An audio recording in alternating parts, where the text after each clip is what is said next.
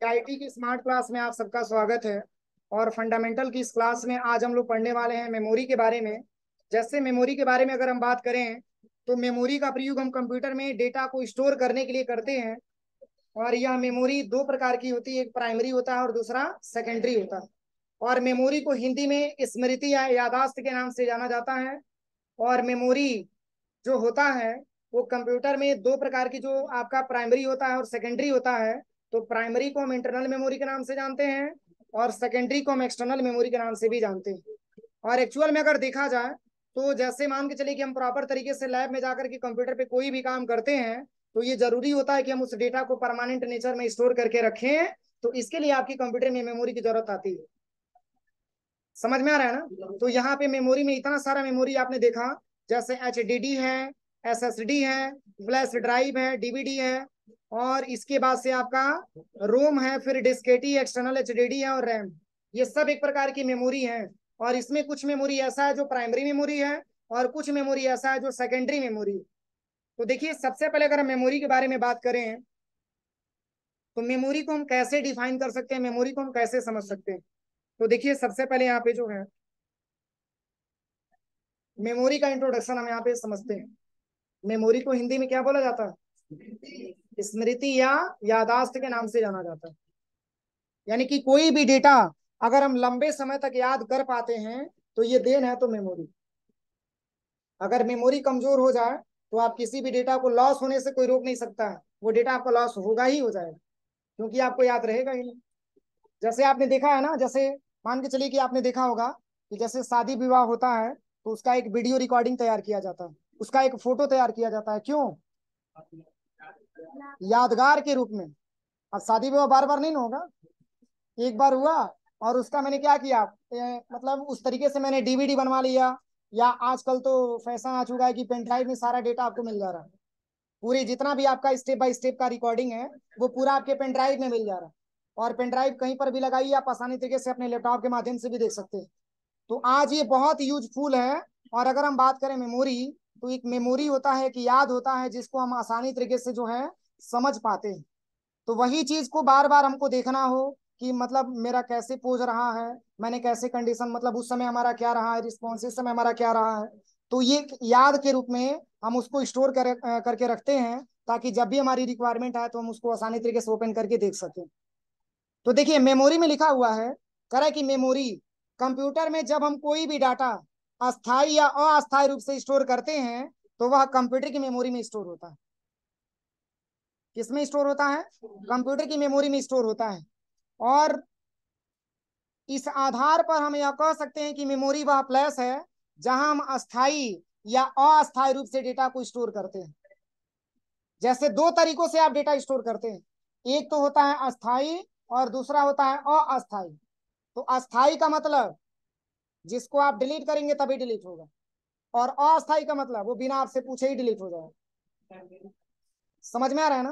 तो देखिए, इसमें दो नाम आता है, एक तो आता है टेम्पोरी और दूसरा आता है परमानेंटली। तो टेम्पोरी को बोला जाता है अस्थाई और परमानेंटली को बोला जाता है अस्थाई। ये दो प्रकार की मेमोरी कंप्यूटर में पाया जाता है। और हम बात करें सबसे पहले, तो कह रहा है कि यहाँ पे कि मेमोरी में स्टोर किया गया डाटा 0 या 1 के रूप में परिवर्तित हो जाता है, और 0 तथा 1 को संयुक्त रूप से बाइनरी डिजिट यानी कि बीट कहा जाता है। जैसे मैंने आपको इनपुट डिवाइस पढ़ाते समय मैंने आपको बताया था कि जो हमारा कंप्यूटर होता है वो डेटा को तो स्टोर करता है लेकिन बाइनरी फॉर्म में स्टोर करता है, जिसको 0 और 1 के रूप में हम डिनोट करते हैं। और उसमें भी मैंने आपको बताया था कि अपनी जो कंप्यूटर होता है वो बाइनरी लैंग्वेज को ही समझ पाता है, हिंदी और इंग्लिश लैंग्वेज को नहीं समझ पाता है। जैसे आप लैब में गए और आपने कंप्यूटर पे प्रॉपर तरीके से आपने काम किया तो वो आपका डेटा ऐसा नहीं है कि हिंदी में ही स्टोर होगा, वो कंप्यूटर अपनी लैंग्वेज में स्टोर करेगा, बाइनरी लैंग्वेज। और इसमें लिखा भी है कि यह जो बीट होता है यह कंप्यूटर मेमोरी को मापने की सबसे छोटी इकाई होती है। देखिए, ये एग्जाम में भी अधिकतर आपसे पूछा जा सकता है कि कंप्यूटर की मेमोरी को मापने की सबसे छोटी इकाई का नाम बताइए। तो क्या होता है? बीट होता है। और भी बहुत सारे मात्रक हैं, अभी हम इसके बारे में बताएंगे।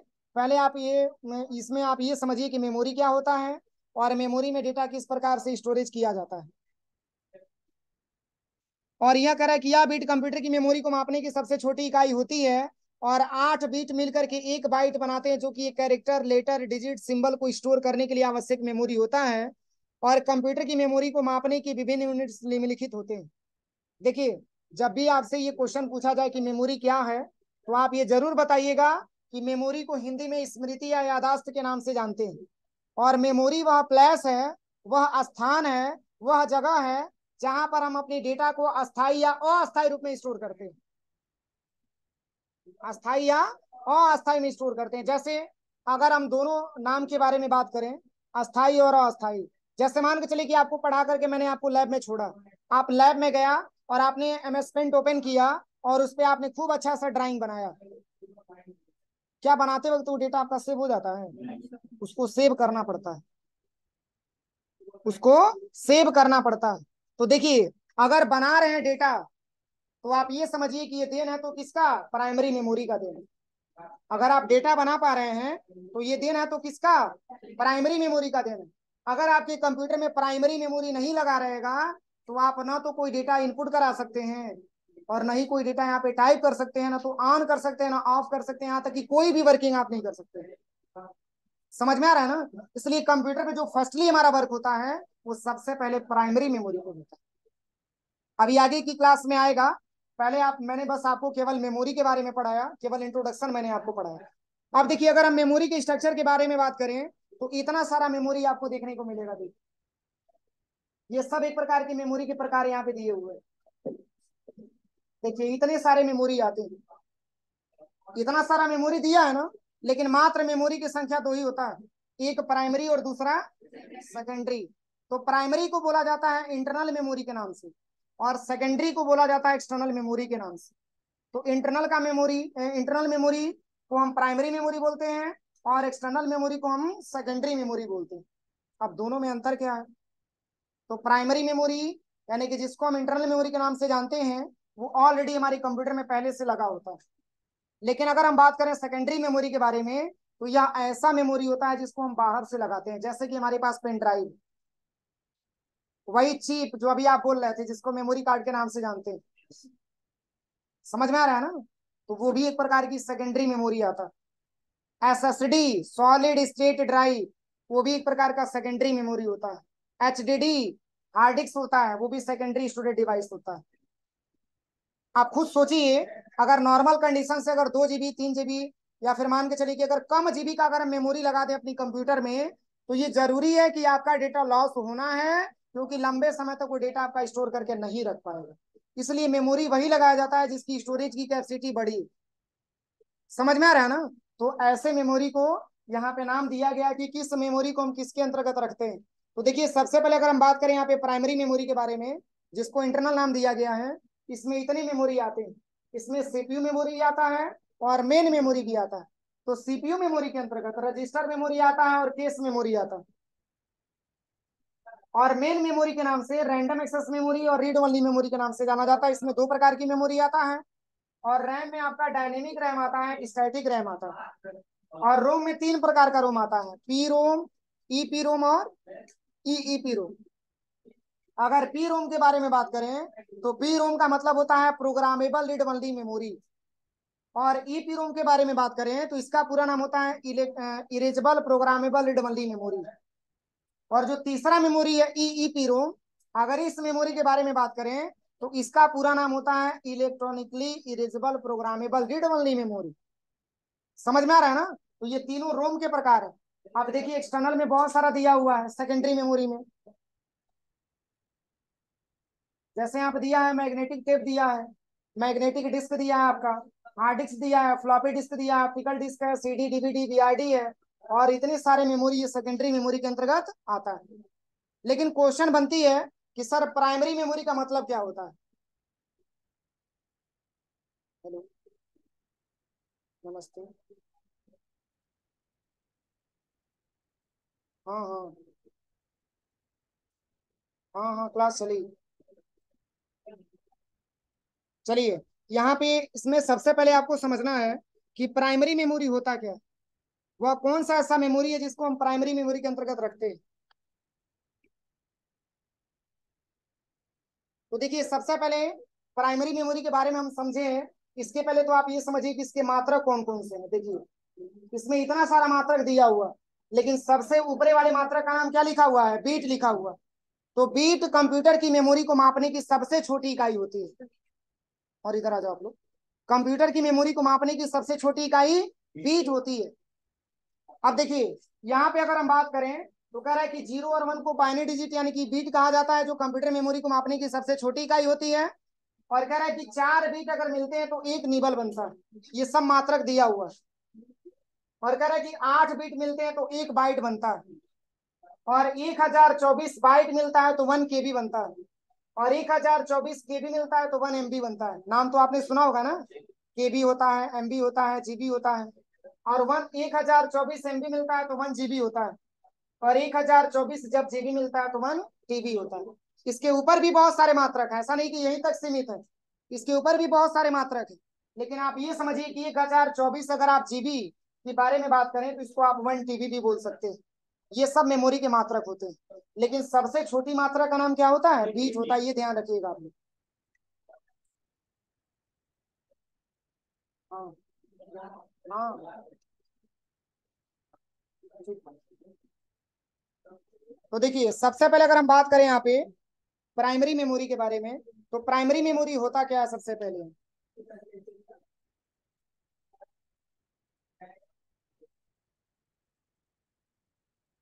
देखिए पहला क्वेश्चन हमारे सामने आता है प्राइमरी मेमोरी, जिसको इंटरनल मेमोरी के नाम से हम जानते हैं। जैसे प्राइमरी को बोला जाता है एक प्रकार की, हिंदी इसका होगा प्राथमिक। समझ में आ रहा है ना? प्राइमरी मेमोरी को इंटरनल मेमोरी के नाम से जाना जाता है। और देखिए इसमें लिखा है कि प्राइमरी मेमोरी प्रोसेसर के साथ वर्क करती है। किसके साथ? प्रोसेसर के साथ। और प्रोसेसर पाया जाता है कहाँ पे? सीपीयू में पाया जाता है। अच्छा मदरबोर्ड में? तो मदरबोर्ड कहाँ पाया जाता है? सीपीयू के अंदर मदरबोर्ड होता है, और उसी मदरबोर्ड में आपका प्रोसेसर भी पाया जाता है। तो सीपीयू का हम पार्ट्स नहीं बोल सकते हैं। तो देखिए इसमें कह रहा है कि प्राइमरी जो मेमोरी होता है वो प्रोसेसर के साथ काम करता है, और प्रोसेसर पाया जाता है सीपीयू में, और सीपीयू के अंदर मदरबोर्ड में, और उसी मदरबोर्ड में स्टेबल रहता है क्या? प्रोसेसर। जैसे मोबाइल खरीदने जाते हैं तो सबसे पहले तो यही चेक करते हैं कि प्रोसेसर कितने जीबी का, प्रोसेसर कितना, और प्लस रैम कितने जीबी का। और लैपटॉप भी जाते हैं खरीदने के लिए तो सबसे पहले यही चेक करते हैं कि प्रोसेसर कितना है और प्लस रैम कितने जीबी का। समझ में आ रहा है ना? क्योंकि देखिए मोबाइल में ऐसा होता है ना कि जितना ज्यादा से ज्यादा आपका रैंडम एक्सेस मेमोरी रहेगा उतना ही ज्यादा पैसा देना पड़ेगा। क्यों?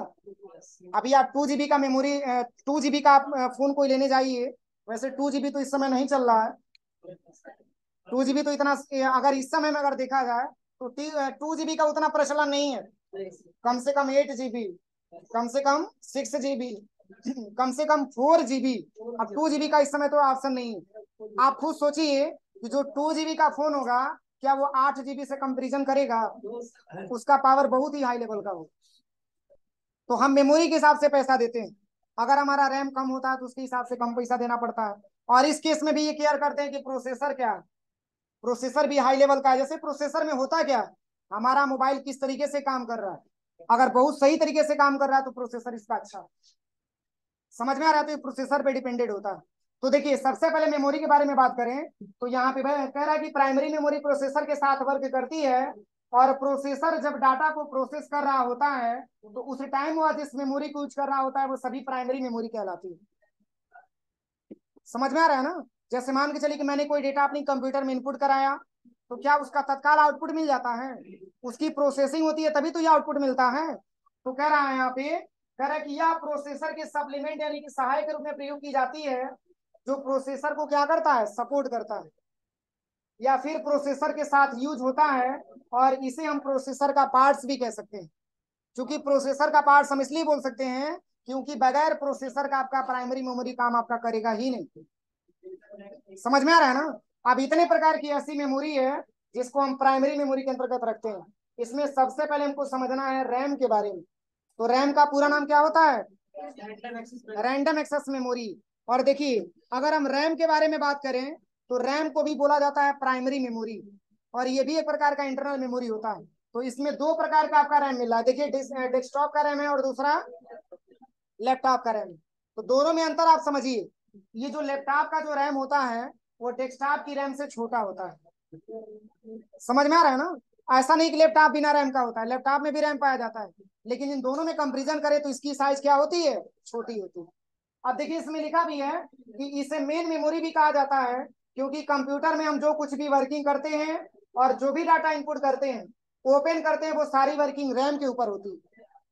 चाहे आप सिस्टम को ऑन करिए, चाहे कोई डेटा आप इनपुट कराइए, उसको हम मेन मेमोरी यानी कि रैंडम एक्सेस मेमोरी पे ही उसका वर्क देखते हैं। और फिर यहाँ पे लिखा हुआ है कि स्क्रीन पर आप जो कुछ भी देख पा रहे हैं वो सब रैम पर होता है, और हम जो कुछ भी टाइपिंग करते हैं, वीडियो देखते हैं, या जो भी वर्किंग करते हैं, वो सब रैम पर होता है। और कीबोर्ड या माउस से हम जो भी डाटा इनपुट करते हैं वो सबसे पहले रैंडम एक्सेस मेमोरी में स्टोर होता है, और फिर उसके बाद से अलग अलग मेमोरी में ट्रांसफर किया जाता है। इसीलिए रैम को मेन मेमोरी के नाम से भी जाना जाता है। जैसे देखिए, अगर हम प्राइमरी मेमोरी के बारे में बात करें तो प्राइमरी मेमोरी में जो मेन मेमोरी आपका आता है वो सबसे पहले रैंडम एक्सेस मेमोरी।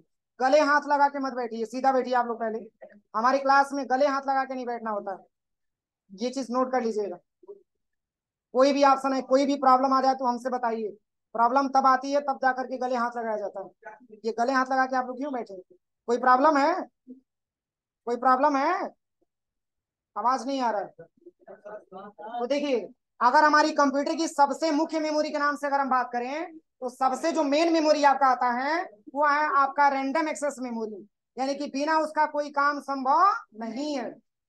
आप ये समझिए। तो एक प्रकार की रैंडम एक्सेस मेमोरी होता है।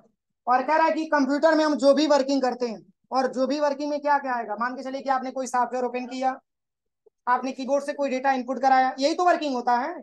आपने सिस्टम में कोई भी आपने डेटा ओपन किया, तो अगर आप ये समझिए कि अगर आपके कंप्यूटर में रैम नहीं है तो कोई भी काम पॉसिबल नहीं है, क्योंकि ये रैम मेन मेमोरी के नाम से जाना जाता है।